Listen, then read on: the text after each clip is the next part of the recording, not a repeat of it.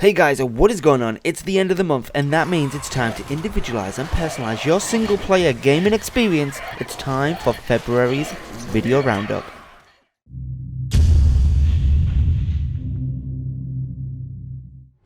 Now if you enjoyed the pixelated characters running from pre-rendered background to pre-rendered background in 1998 Resident Evil 2 release, you are in for a treat as this is the best looking zombie game I've ever seen. Now over the past few years the gaming industry has decided to remaster a host of different games, but that's what they've just been remasters. But with Resident Evil 2, instead of the usual remastering treatment where we see upgraded resolution and textures hung over an old game skeleton, here Capcom started from scratch and remade the whole thing using the RE engine, which is the engine used for Resident Evil 7 if you didn't know. So the more notable things that Capcom have done to the game is enhanced and extended some of the missions, but the notable misses are the giant spiders. Not there. Also no Resident Evil when you press start. I really miss them types of things. The nostalgia just needs to be there. Other than that though, everything else was spot on, absolutely amazing. And if you're like me and you were struggling a little bit to get the S rank with Leon to get the unlimited ammo, the MTU's got you covered. The MTU comes with 9 unique cheats and premium training codes, including infinite knife durability, infinite ammo, one-hit kill and even God mode. And if you're one of them hardcore gamers, you can actually lower the amount of herbs you've got or even lower your health. Resident Evil 2 has been one of my favourite games of 2019. Guys, please don't give this one a miss. The world climate system is the most meaningful change in Gather and Storm, but it doesn't really kick in until you've started extracting strategic resources like coal and oil.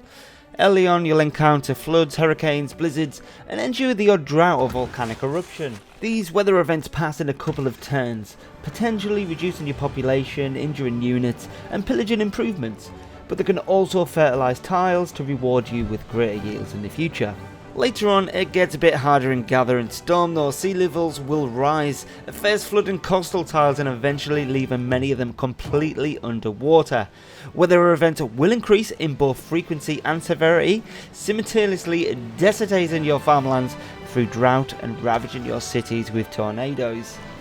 Gather and Storm is up there for me just as Rise and Fall was as a great expansion to a great game, and with the MTU and its 37 unique cheats and premium training codes done by the boss himself, we've got you covered.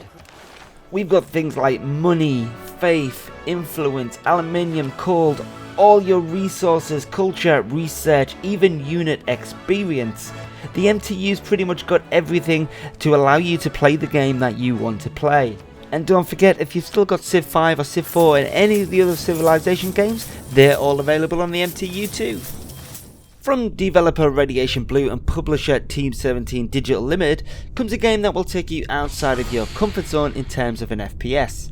The game will definitely make you think about how to run your ship, and the first thing you will notice about the game just from the loading screen is that this is also a ship building game. You are in charge of building and expanding your exploration ship to give it places for people to live, produce oxygen, and to harvest materials from space. Now the purpose of the shipbuilding in this game is to make your ship more capable of colonising your new home world. You'll want to build a hangar to land on planets, build a tractor beam, room to capture materials from debris for use in building your ship, and of course weapons to protect yourself. And in Genesis Alpha 1 your crew is a bunch of clones, and this is beneficial in that once you die, you don't really die.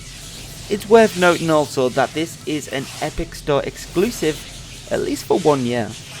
Now the MTU has got you covered with 33 unique balancing and premium cheat codes. Anything from making the game easier on yourself or to making it a bit more difficult. You know how we roll in the MTU, but you can give yourself all the resources that you need, all the energy, even ammo for your weapons, etc.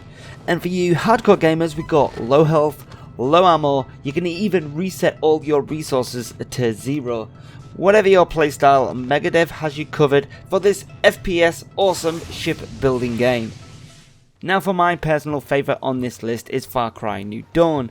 Now after playing Far Cry 5 not too long ago and loving the game and loving Joseph Seed's character, no spoilers in New Dawn, but we are in for some welcome surprises. Far Cry New Dawn is set 16 years after Far Cry 5.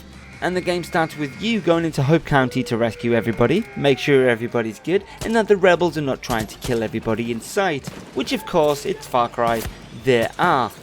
Your job as one of the saviours of Hope County is to help rebuild prosperity. This comes in the form of finding specialists to help grow your town, upgrading all things like your weapons cache, your med bay, even your cartography bay, and just making prosperity feel like a home again. And apart from a couple of bugs which were hilarious, I've not come into any problems which wouldn't suggest that this is a fully fledged Far Cry game. I even enjoyed the bad guys, the evil twins, and I felt, to be honest, that we had some really good back and forth conversation. But if you need a little bit of help getting your 3-star outpost done and finally getting that Prime Ape mask, the MTU has got you covered. This time around with 17 unique cheats and premium training codes.